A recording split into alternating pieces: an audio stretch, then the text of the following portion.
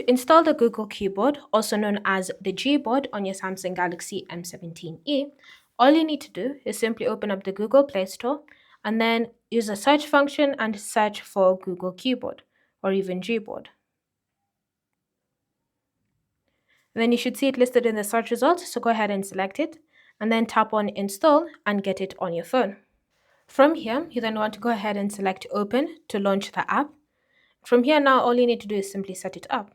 So tap enable in settings and then look for Gboard in this list and tap on the toggle next to it and confirm that you wish to enable it. Then go back. Tap on select input method and then simply choose your Gboard as your new default keyboard and then select done to finish off the changes.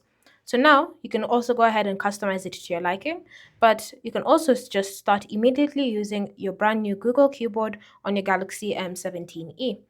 Thanks for watching. If you have any questions or comments, leave them down below and I'll see you in the next video.